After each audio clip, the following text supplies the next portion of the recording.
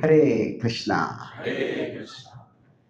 I'm grateful and delighted to be here with all of you today.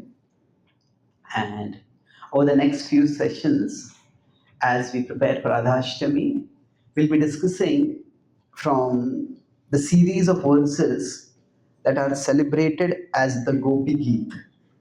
So the Gopi Geet is basically one of the most beautiful and devotional compositions in our tradition. So I'll be using this as a whiteboard to write and draw certain things. And the format we'll be taking is, we'll try to take 3 or 4 verses in each session. And we'll be reciting the verse, preferably instead of reciting the whole verse, we can just recite one line 2, 3 times, and then go to the next line 2, 3 times. And so what we will do is, first we'll recite it a couple of times, then we will discuss it, and then we will reflect on it, and we will sing it again. So once first 2 times we can sing it, then we discuss, then maybe 3, 4 times each time we can sing, then we can go to the next verse. So that way we'll try to cover the whole Gopi Gita in the next few sessions. And before we start the Gopi Gita, I'd like to give some context.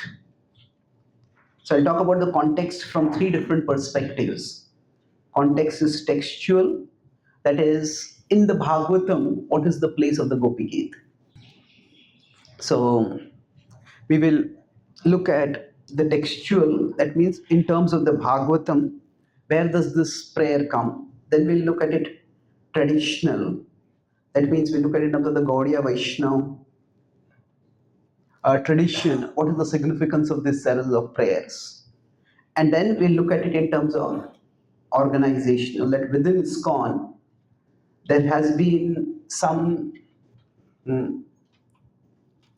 reservation about studying these kind of subjects. We'll try to understand what the reservation is and how that can be addressed. Okay. So textual, let's begin. The Srimad Bhagavatam has how many cantos? 12 cantos. So how many chapters? 335 chapters are there in the Srimad Bhagavatam. Now, actually speaking, well, there are 335 chapters. That 10th canto has how many chapters? 19 chapters. In fact, the 10th canto is almost the one third of the Srimad Bhagavatam in terms of the verses and in terms of the length of the section, because some verses are smaller, some verses are longer. So the 10th canto is by far the most important of the Bhagavatam. Of course, every section is important. Now, within this 10th canto, broadly, the first 40 chapters are about Vrindavan. The next 10 chapters, broadly, are about, can you guess? Mathura, yes, Mathura. And then, after that, it is about, well, it's more like based in Dwarka. After that, Krishna becomes a traveling preacher. He becomes an international celebrity. So he is, like, say, if there's a head of state, then the head of state, so the Indian head of state, Indian Prime Minister, is the head of state of India, but if he's a globally influential figure, then a significant amount of time you're traveling all over the world. So like that, if you consider from 50 to 90, barely less than 20 chapters are, only about 15 to 70 chapters are in Dwarka. Krishna is based in Dwarka, but he has activities and adventures all over. So now, among the 10th canto, there is considered to be one of the sweetest sections is the Rasa Panchadhyay. Pancha Adhyay. What does that mean? 5 chapters, yes. Pancha Adhyay. So 29 to 33. So 29, 30, 31, 32, 33. So now, among these chapters, basically, there is a description of that pastime, which is among the most iconic images of Krishna. Whenever we think about Krishna, there are 4 or 5 pastimes that are generally come to the mind. One is say Krishna stealing butter, another is Krishna lifting Govardhan hill, another is maybe Krishna with the cows. So like that, one of the iconic images is Krishna performing the Rasa-lila. So that is this particular section. Now within that, these 5 chapters are actually considered extremely important, also extremely exalted. And some of our acharyas have written books explicating these 5 chapters. Now, when I'll be speaking, will talk from Anandandavan Champu and Gopal Champu. These two are books which have retold these pastimes with much more elaboration. So apart from that, also other books are there, but these are considered very important. And now, what happens in these chapters is basically the first chapter is Krishna calls the gopis. So, as we know, that Krishna plays his flute, and his flute is a call. So, it is a call for all living beings. At that particular time, it is a call for the gopis. So, when the gopis, they sarvadharman parityajya mahamekam sharanam braja. They leave everything and come to Krishna. And then they come, they have a conversation. Then after that, it seems that the rasa dance is about to begin. That's what the preparation for that rasa dance is. Starts happening, the gopis have some discussion, and then what happens is Krishna disappears. So Krishna disappears, and the gopis are devastated. And the gopis search frantically for Krishna. They just can't find him anywhere. Anandandavan Champu describes that they go deep into the forest of Vrindavan, and the forest is so thick and dark over there that they can't even see their own hand in front of them.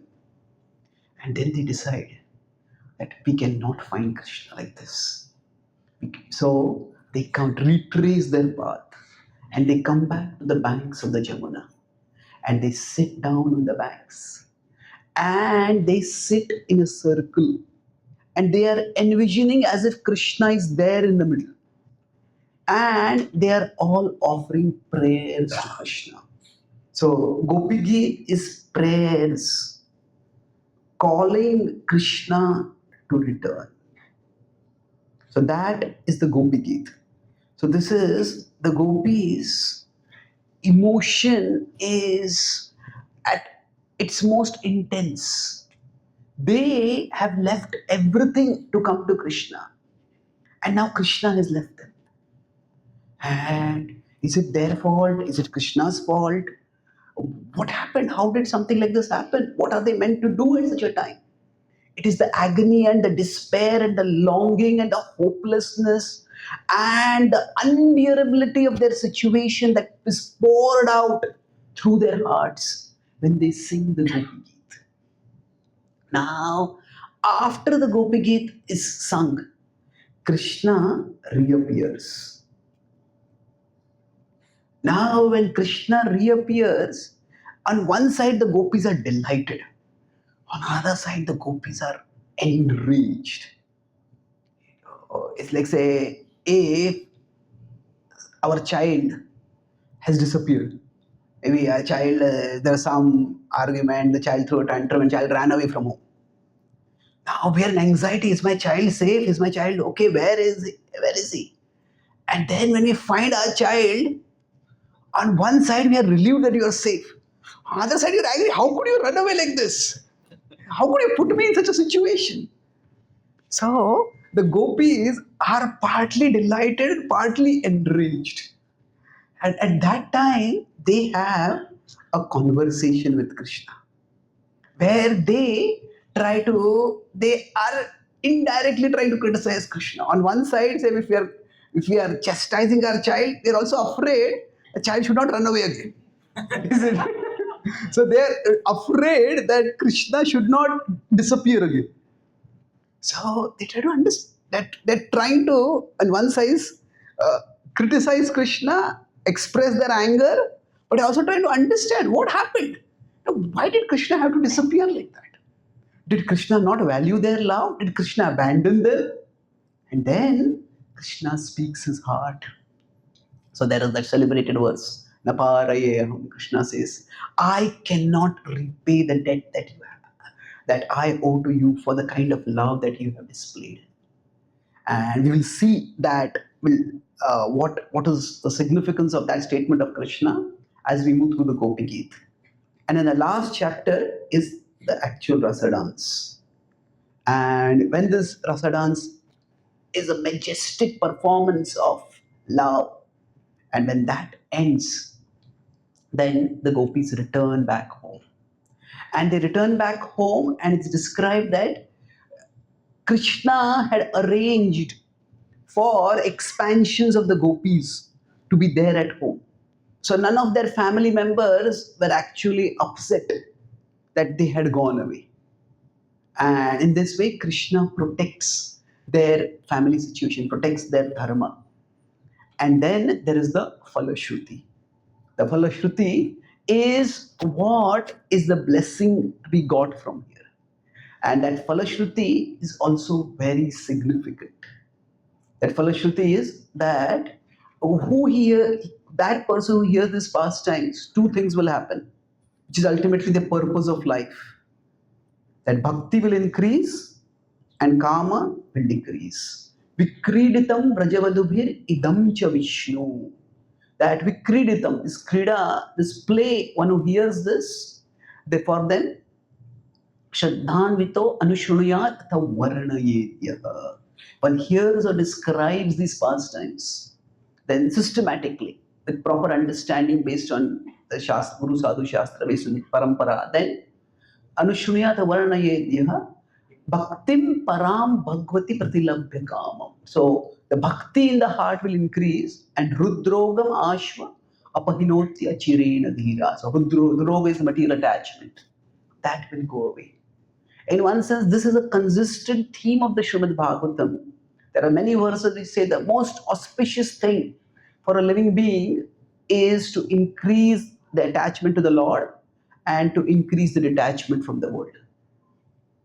So that is the phala of this pastime also. And how this phala manifests through the study of discussion of this pastime, we will move forward as we discuss. But this is the broad textual context. Now, within this chapter 31, and just complete this textual context with two more points. We have one by one, the verses go forward. Now, generally speaking, when we look at the structure of thought, say if you want to know the Bhagavad Gita chapters, so then we can say, okay, this chapter has these three sections, and then this section flows into this section in this way, this section flows into this in this way. So normally we might consider that each is a unit of thought, and it is building towards a point. This is considered to be a linear structure. However, the Gopi Geet structure is not linear.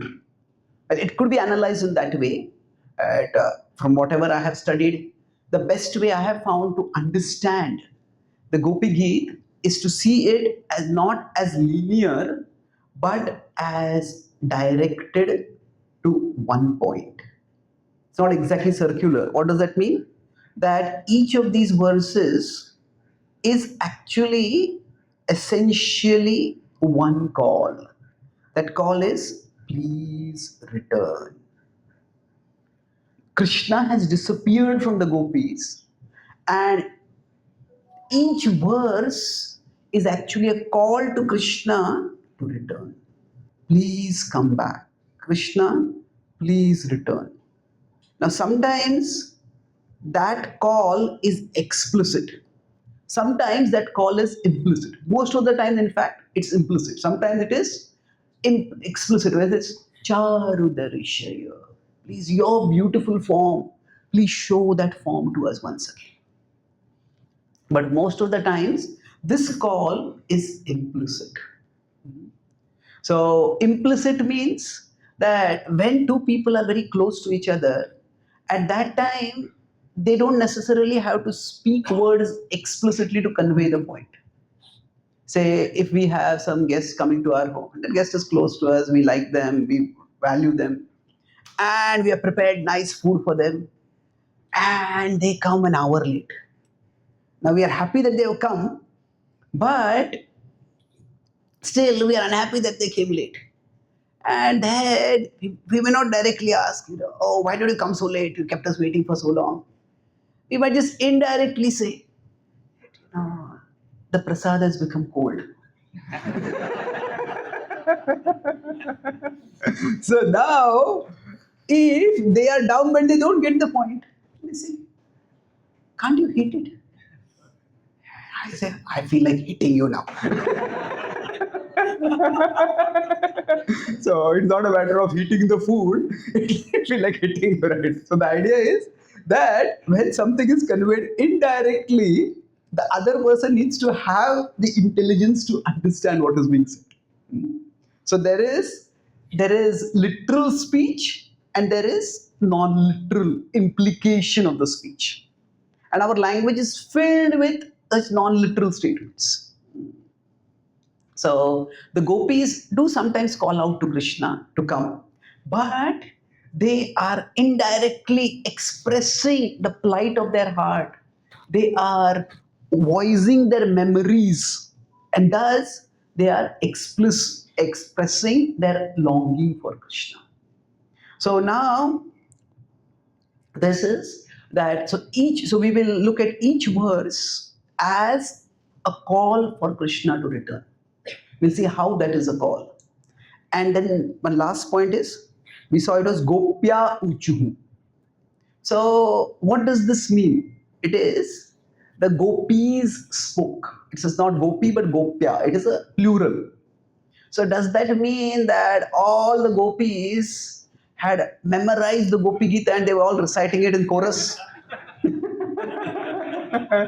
Say like when we have Govindam Adi Purusham.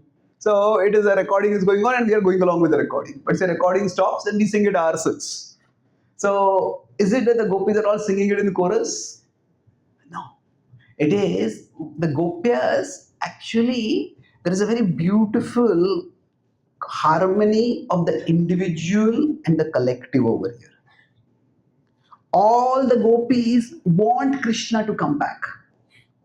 And while each gopi, all the gopis want Krishna to come back, but each gopi is speaking one verse. And now Jiva Goswami goes into analysis of the characters of each of the gopis, and then he surmises. Surmises means he infers, he arrives at the conclusion which verse is spoken by which gopi.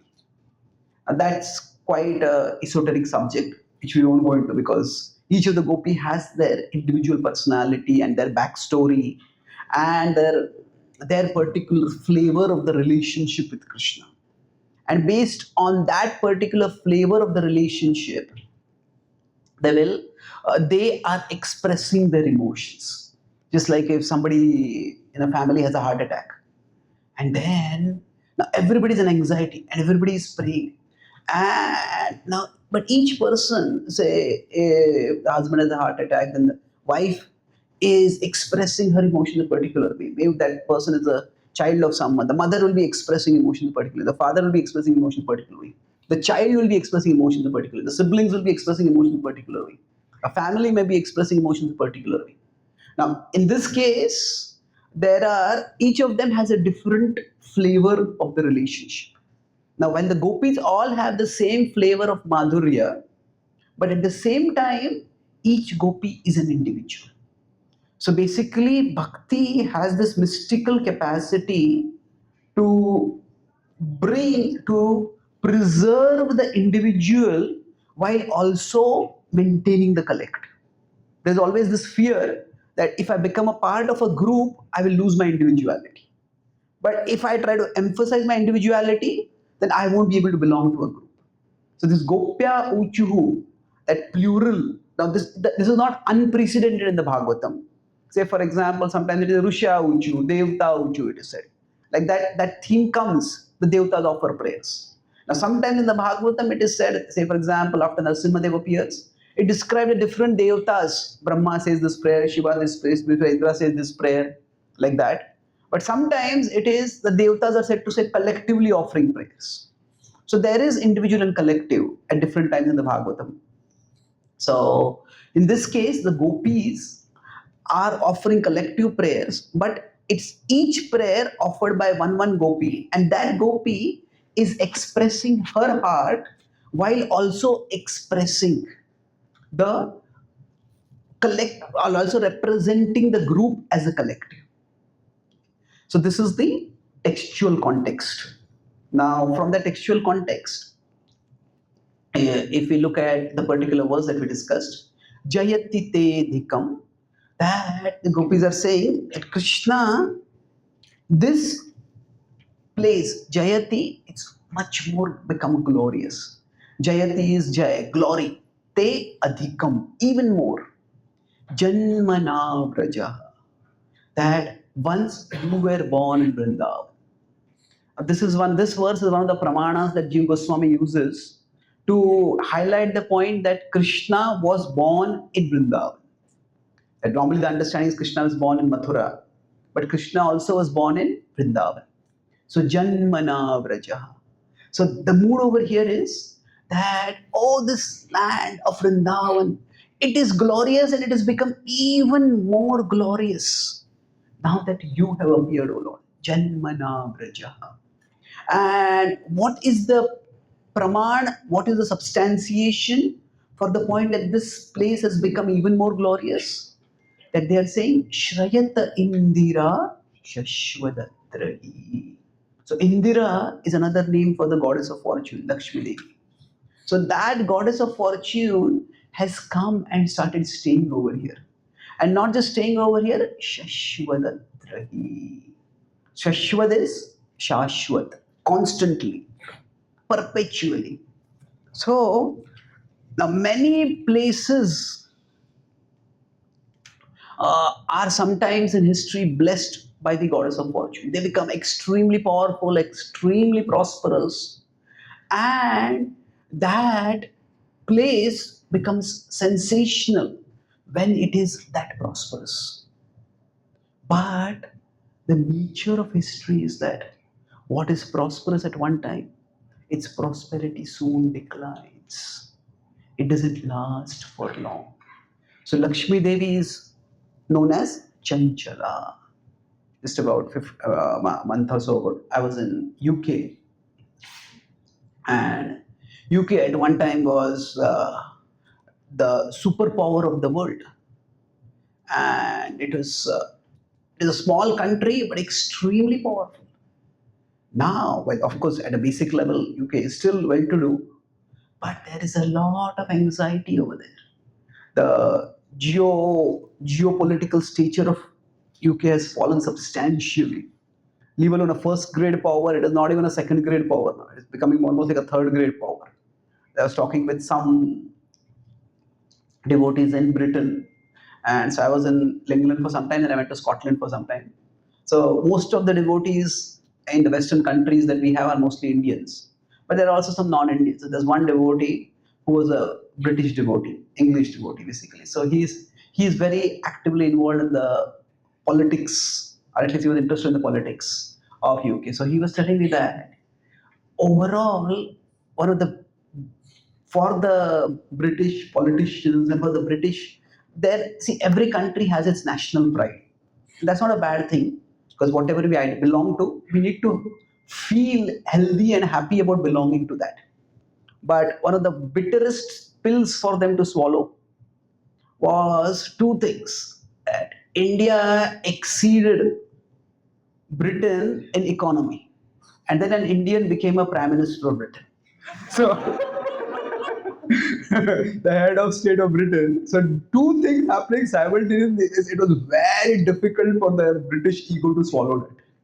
So, studying that this is an example of a country might be very powerful at one time. So the fortune of Lakshmi Devi, that is there, but it is not. It is Chanchala. It is there for some time, but after some time it goes away. before the British came to India, what happened was India was extremely prosperous. So although there was Islamic invasion of India and there was some amount of religious intolerance, but the key difference between British and Islamic rule was that many of the Muslims decided to make India their home when the conquerors came. And when they came, because they wanted to make India their home, they didn't destroy the prosperity of India. They may want have wanted to convert Indians to their particular way of living, but they didn't destroy the prosperity of India. Now, for the British, they considered going to India like a sentence to Kala Pani. They thought India is such a hot, sweaty country, and because the people are so uncivilized according to their way of civilization. So they would consider any officer who's posted in India, that is person's got a punishment. So their whole focus was let's plunder the wealth of India and get the wealth of India as much as possible out from here to there. So basically what happened is the prosperity that is there, it comes, it goes. So India was very prosperous, and now slowly the prosperity is recovering. I met one devotee in Africa. He said there is a saying in Africa that when the British, especially Christian missionaries, came to Britain, to Africa, he says when they came initially, they had the Bibles and we had the land. Now we have the Bibles and they have the land. So basically, power shifted. So Lakshmi is Chanchala. But what the gopis are saying over here is Shashvadatrahi. That Lakshmi has become Achala. She is here. She is longing to be a part of Krishna Lila. There is a place in Vrindavan where there's a temple where Lakshmi Devi is performing austerities to enter into Vrindavan. But so we won't go into that story. But the theme over here is the point we're discussing is that the gopis are calling to Krishna, please return. So the mood over here is Krishna, once you came, Vrindavan has become even more glorious. And the sign of this glory is that the goddess of fortune stays here permanently. And yet, if the goddess of fortune is here, why has this misfortune befallen us? How is the misfortune that we are bereaved, we are deprived, we are no longer having the fortune of being with you, that we have been abandoned by you? How can this be? So, and they are saying that, and we are not just incidental residents of Vrindavan whom you might abandon. Daita drishyatam dikshutavakas. They are saying basically, our hearts and our lives are devoted to you. They say, our lives are devoted to you. Our eyes are searching for you. Daita. Daita is beloved. Drishyatam. We're constantly searching for you everywhere. Dikshutavakas. And it's not just that we are searching for you so that we find you and get something from you. Generally, we search for someone when we need something from them. But they're saying that Krishna, we have come here to serve you. We have come to offer ourselves to you. So we're searching for you in one sense, not to take anything from you, but to offer ourselves to you. Toi dhruta service, Twam vichinvate. So not only are our eyes devoted to looking for you, we are also running around searching for you. When our lives are devoted to you, when you have made all of this Vrindavan fortunate, we are the residents of Vrindavan who are devoted to you. How can you have made us unfortunate like that? How did you, O Krishna, abandon us like this? So please don't abandon us. This is not becoming for you. Please return. So here they're talking from the perspective of Krishna's relationship with Vrindavan. This is a place which is your place. How can we be unfortunate in such a place like this? So, if somebody is known to be a very charitable person, and like Prabhupada said that he wanted that 10 miles around our temples, nobody should go hungry. So now, if somebody is famous for something like that they're very charitable and they make sure that anybody needs, anybody's needs, especially in their vicinity, in that particular locality, are taken care of. Then the question comes up, okay, but then this person has such a great need. How do we deal with this? So they're saying that this is a fortune-filled zone. No. But then how is it that there is no fortune in our life? Please bring the fortune back. So please return. So that's the theme of this particular verse.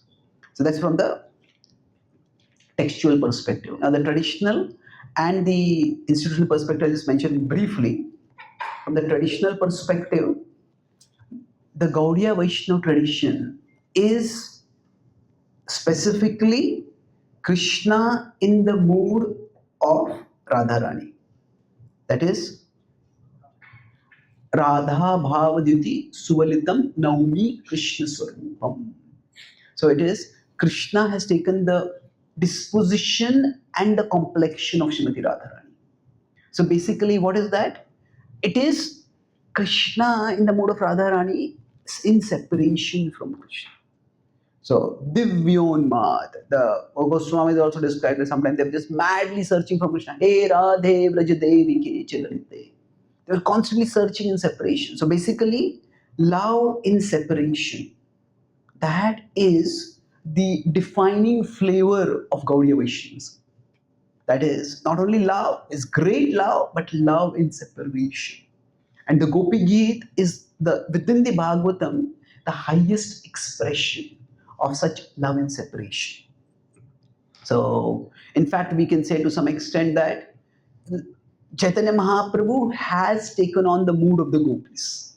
And of course, that mood is similar in this sense that one is the gopis are separated from Krishna right now and they're searching for Krishna in Vrindavan. They're not able to see him. The other is when Krishna has left Vrindavan and gone away. And the gopis are devastated. Will Krishna come back? Ai Deena Dayardranatha hai Mathura Natha Kadavalokya se. That you are the Lord of the Dayadranath. You are a merciful Lord of the fallen. But now you have become Mathuranath. You have left here and gone to Mathura. So how will we live? That how will we function? That similar mood is there in these verses. So this prayers are very deeply resonant. They are deeply reflective of the mood of Gaudiya Vaishnavas. Now, from an organizational perspective, basically, Srila Prabhupada, there were two different strands of thought that were there in Prabhupada's presentation. Now, on one side, Prabhupada wanted to protect from Sahajiyaism. We will discuss elaborately as we move forward what is Sahajiyaism in the future verses. But Sahajiyaism essentially is taking the spiritual very cheaply. And that's why, especially not just the spiritual, but the devotional, specifically the mood of the gopis. And, this is just like a male-female attraction. And not only take it cheaply, some people imitate that.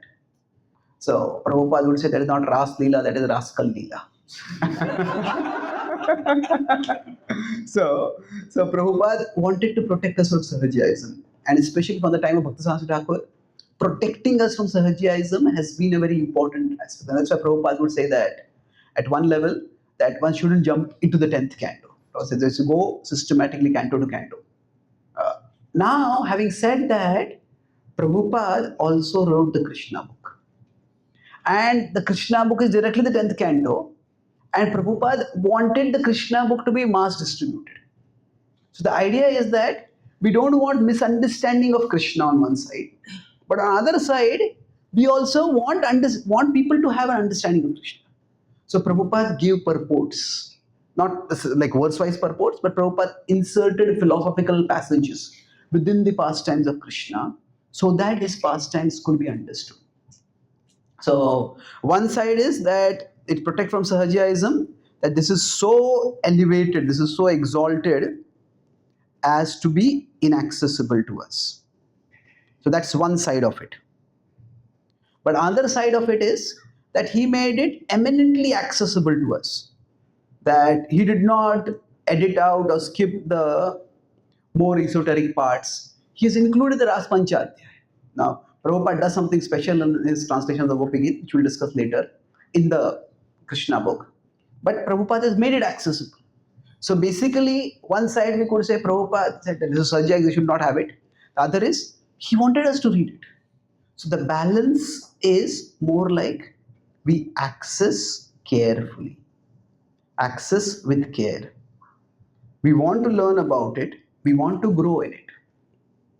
So when in the pandemic, I did many series of discussions. So I did a monks podcast, almost 200 episodes I had done. So I had done one with Amarendra Prabhu and with Madhavanand Prabhu, where we discussed several verses of the Rasa-lila, the Ras Pancha, of the Gopi Geet basically. There, the first podcast was basically about why we need to discuss it. So I won't go into all of it, but the key point is that Krishna is our legacy. Krishna is our legacy. And it's our traditional legacy. We are the Society for Krishna Consciousness. I was talking with one devotee. I just came from Vrindavan. So I was talking with one devotee.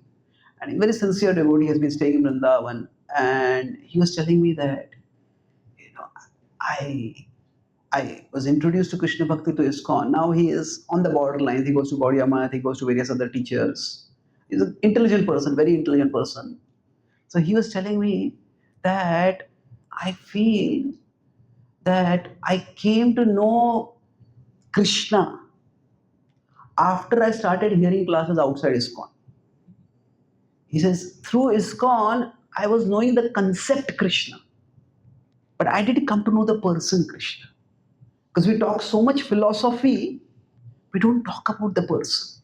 And talking about the person is not just knowing some stories. He said, actually, our acharyas have given so much. But I felt that when he spoke that, it struck me also. I have been reading Shastra when I was editing books for Bhanu Maharaj in 2006, 2007. So that time I read Gopal Champu. At that time, it was like even the Acharya's books were considered. It was almost as if I was reading Acharya's books like a sinful activity. So we should not be doing it. But I had the editing service, so I was reading that. And actually, I felt by reading Gopal Champu, I came to know Krishna. Of course, we know Krishna to some extent, whatever we know. But I also I want to write fiction. So there is a concept called character development. Character development means what? Not the development of our character. That is also one aspect of it.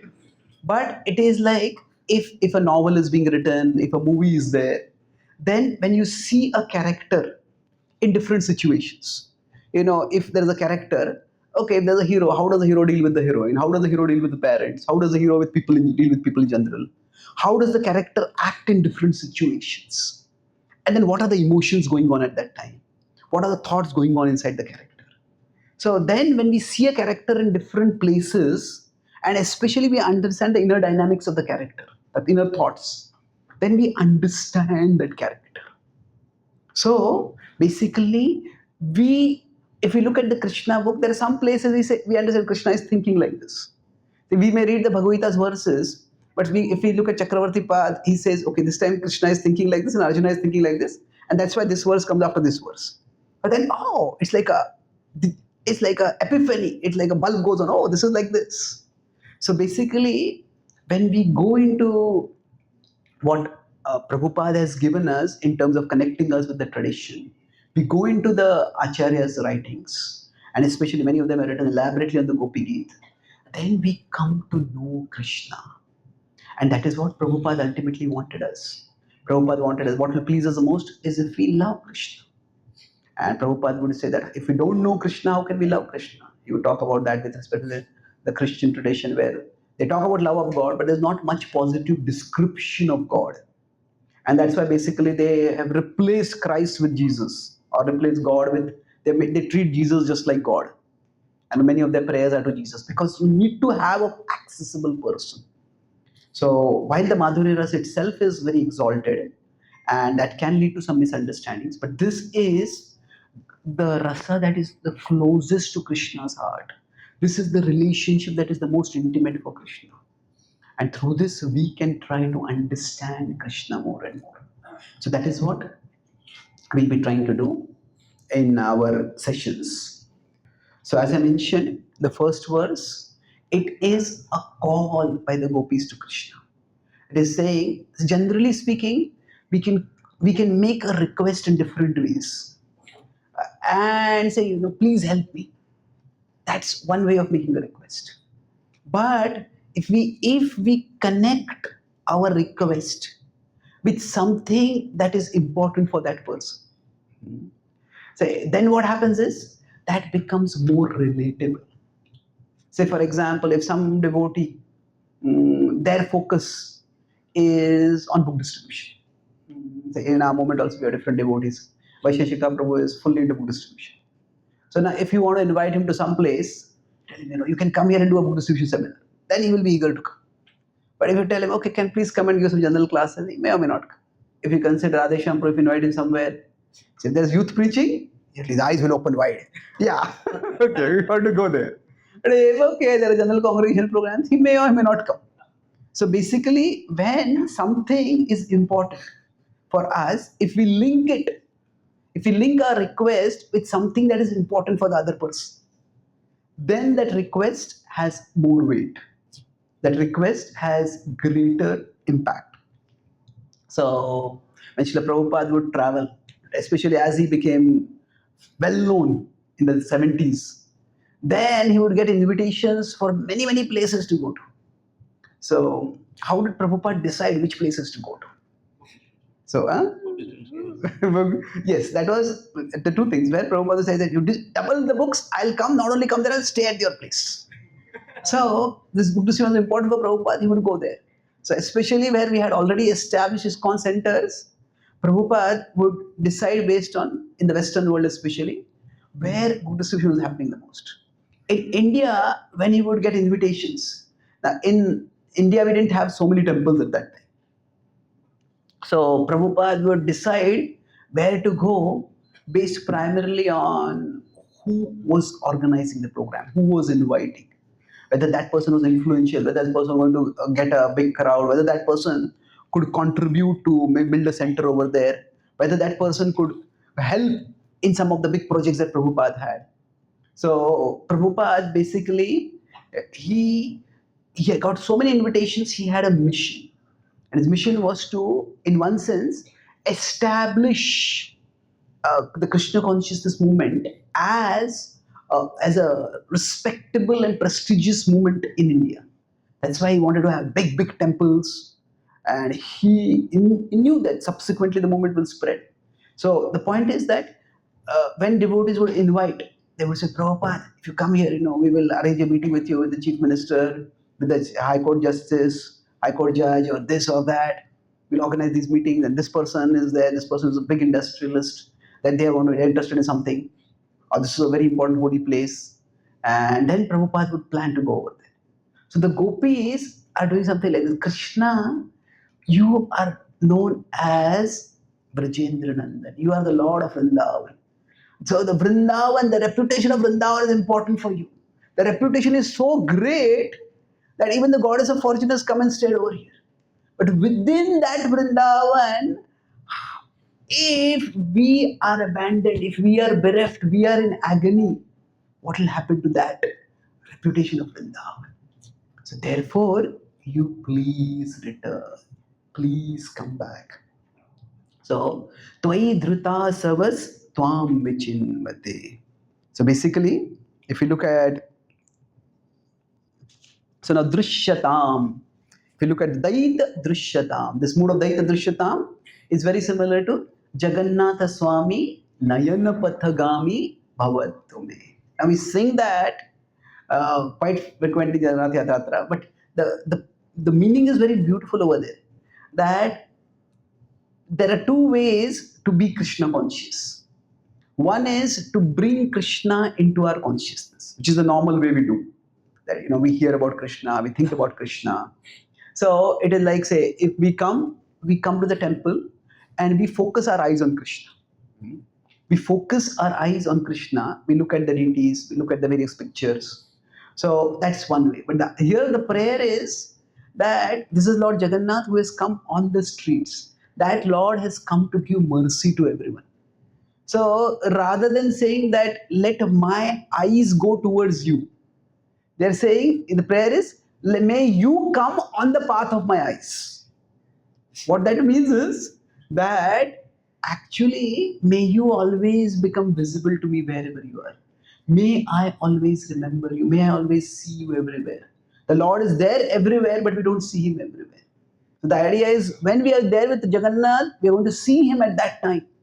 But may that sight remain with us all the time. So similarly, Daita Drishyatam. We have been searching for you everywhere. Krishna, please become visible to us. Please appear on the path of our eyes. Dikshu Tavakas. Dikshu is a variant of the word Disha. Variation. Dikshu, they're searching, we're searching in all directions for you. We can't find out. Tavakas for you. We are your devotees. And this mood of searching is a mood that comes in the Bhagavatam repeatedly. Right in the first canto itself, we have Narada as a boy seeing Krishna and then Krishna disappears. And now in that case, he's not physically searching everywhere. He had seen Krishna in his heart. So he again sits down in meditation and he tries to see Krishna, but he just can't see Krishna. So that seeing Krishna and then Krishna disappearing, that is a repeated theme in the Bhagavatam. And then the devotee is desperately searching for Krishna. So what in the first canto, that comes in the 10th canto also. So Drikshutavakas. So we are your devotees, we are searching for you. Tvai Dhrutasavas. They say now Tvai Dhrutasavas has many different meanings. It says we live for you. That's one meaning. But another meaning also is that we are maintaining our lives just for your sake. It is said that in one of prayer in Chaitanya Charan that after Krishna left, the gopis had no heart to live. The gopis could have just given up their lives. But the gopis were thinking, Krishna has promised we will come back. I will come back. And if Krishna comes back and Krishna expects to see us, and if we are not there, Krishna will feel bad. And no matter how terrible we feel, we don't want Krishna to feel bad. That's why for Krishna's sake, we will maintain our lives. Tvai Dhrutasavas. For you, we are sustaining your life. It's saying that Krishna, without you, it's impossible for us to live. Mahaprabhu would sometimes say that if I really had love for Krishna, then without being able to see Krishna, I should have died long ago. That I am maintaining my life without seeing Krishna, that indicates that I really don't have much love for Krishna. So the gopis are saying, Tvai Dhrutasavas Krishna. The pain of being without you is unbearable. But we are maintaining, we are tolerating that pain, we are enduring it because our lives are meant with Tvai Dhrutasavas Tvam Vichimbate. And we are searching for you. We've been searching everywhere for you, not been able to find you. Now, Krishna, it is for you to return. Yes, you can decide. So, one line you can do 3-4 times, and then we'll stop it. Gopya Uchu Jayati Vedikam Chanmanavrata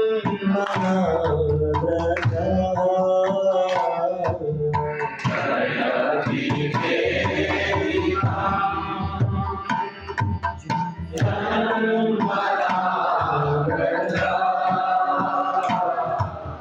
Jayati Vedikam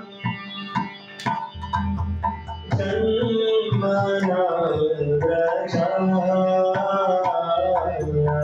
Jayati Vedikam Chanmanavrata